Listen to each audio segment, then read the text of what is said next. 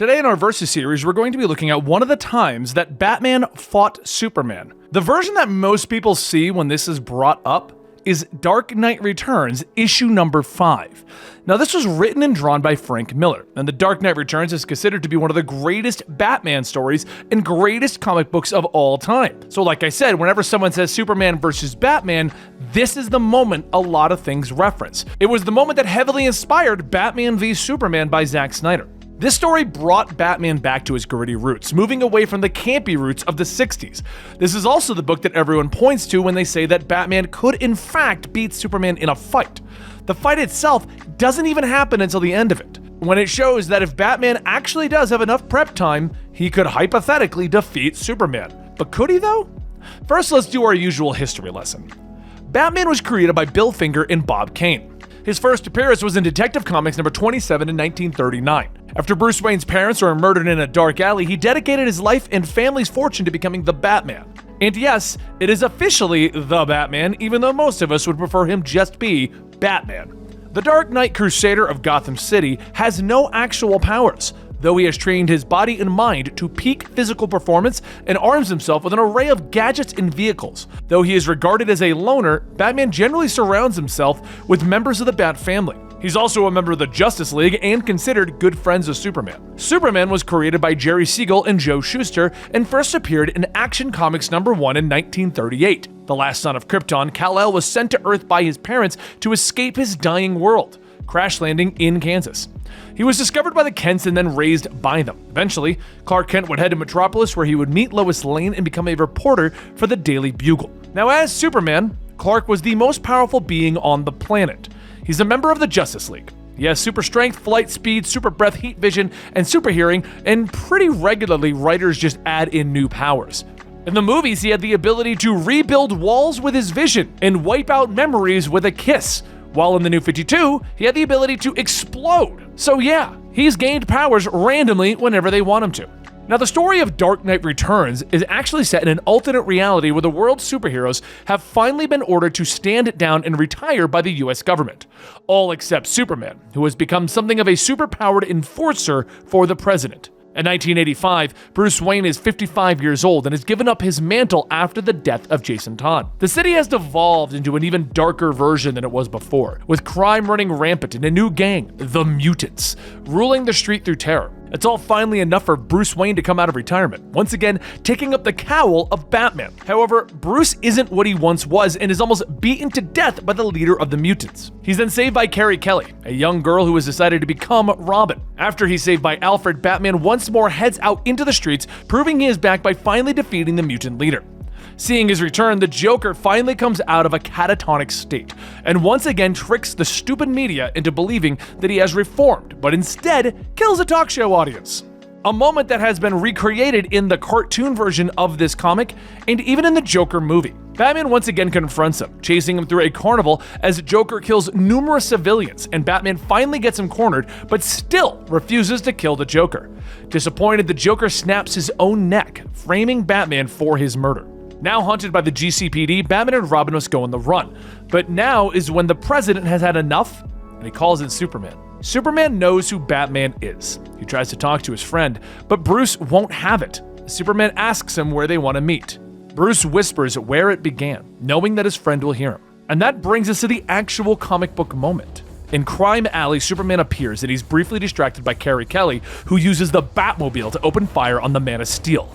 It's more of a bat tank, to be honest, this time around, though. Superman finally appears before Batman, trying to reason with him, but Bruce can't hear him. Protected in a heavy suit of armor, he hits him with the sonics first, trying to disrupt his equilibrium with his super hearing. Blood begins to leak from Superman's nose. But the Man of Steel moves fast, destroying the sonic gun in his bare hands. Bruce isn't done though. Plugging into the city's power grid, he surges it through his gauntlets, trying to fry Superman's brain. The Man of Steel opens his mouth to scream. With him weakened now, Batman uses the power armor to rain blows down upon him. But Superman recovers quickly, moving fast, ripping Bruce's helmet off his head. He tries to fight back, but Superman hits him. Not hard enough to kill him, but hard enough to put him down. It looks like it's over, but Batman uses his master plan. The one-armed Green Arrow takes careful aim, firing a kryptonite arrow into the Man of Steel. He whirls around at super speed, catching it. but the kryptonite mist moves through the air, weakening Superman. Batman staggers back to his feet, beginning to hit him again and again, finally breaking down the Man of Steel. But that's when Bruce's heart begins to act up. Remember, he's 55. He clutches his chest and a heart attack brings him down. Or does it? It's later revealed that Batman faked his own heart attack to get the government and police to back off. He would go into hiding with Carrie Kelly and his new Bat Army. They return in sequels that are nowhere near the level of Frank Knight's The Dark Knight Returns, but they do come back, and that's it. Batman beats Superman, right? We've seen it several times.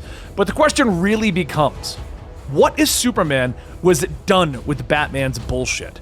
Honestly, in the Injustice confrontation, I kinda thought that this is where that was gonna go. But hey, Superman just let Batman run rampant until he defeated him. But since no writer seems to want to just write Superman being done with Batman's bullshit, we here in the office said, hey, why don't we come up with an idea? Now, the reasons for this final confrontation are irrelevant. It's farther in the future, Batman is slightly older, but he's gone too far. Superman has been ordered to bring in Batman at all costs, and he flies quickly to Wayne Manor that has long been destroyed. He would find the secret entrance to the Batcave and only the remnants of Bruce's legacy. Deep within the cave, he would find the man that he once called a friend, sitting alone at his computer. Bruce has no friends now, no family. You finally come, Bruce would growl at him. Took them long enough to finally give the order. He turns in the chair standing, pulling the cowl over his scarred face, his bat armor giving new life to his broken body. Clark tries one last time to reach his old friend. Bruce, please, we don't have to do this. He would plead. His eyes are steely. He knows Bruce's answer. Sure we do. Don't think that just because I'm old doesn't mean I won't go down without a fight. He walks forward, reaching down, drawing his sonic gun from its holster. There was a time when Superman would have hesitated, but that time is long gone. Batman raises the weapon to fire, but Superman is too fast. He moves with blinding speed, crushing the gun in Bruce's hands. We've done this dance before. It's not going to happen the same way, Bruce. But Batman smiles. I know. He moves quickly, fist coming up, cracking Superman across the jaw. The Man of Steel staggering as Batman hits him again, rapid punches that stagger and knock him to the ground. A little gift from the remnants of LexCorp. You never did sift through the rubble of your handiwork, Batman would say as he holds up his gauntlets, showing Clark the kryptonite knuckle dusters. He stalks forward slowly, Superman holding up his hands to keep Batman back. But the Dark Knight hits him again and again, kneeing him hard in the stomach. Bruce himself staggers back in his old age, trying to not show pain, thinking to himself that he can't do that again. He nearly broke his kneecap. But he's moved too far back. He can see Superman is already starting to recover from the kryptonite weakness. Bat computer, sparring match! Bruce orders into his computer, and Superman stumbles slightly into the training circle as the Batcave activates the training program. The computer dummies begin to rise, hitting him with several blows, shooting lasers at him. They stagger him briefly, but he's already recovered and moves with super speed to rip the lasers out of the ground, several of the dummies hitting him, but the blows do nothing and a backhand destroys them. Bruce smiles. Bat computer, traffic jam. Superman looks up in shock as headlights begin to wash over him and several Batmobiles rev their engines, a fleet of cars roaring towards him, hitting him hard, creating a deluge of twisted metal. But Bruce knows he doesn't have much time. His armor can't hold up to the strain of hitting Superman, even when he's weakened.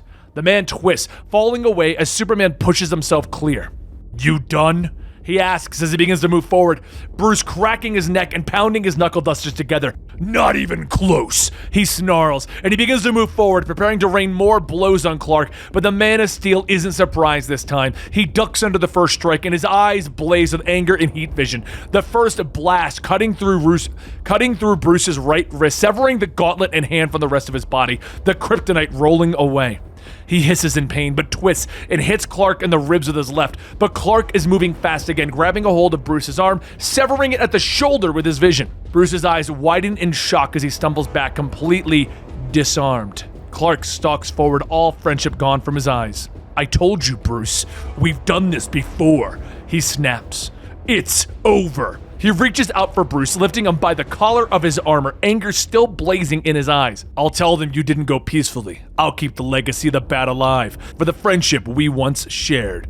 Clark tells him, and Bruce just stares at him. I won't be the last! He growls, and Superman closes his eyes, the truth of Bruce's words hitting him. But he opens them, and all the warmth has disappeared. I know. He says simply, his eyes flashing with blinding red light as Bruce's body falls to the cave floor. And that's the famous fight between them and what we would have done with it.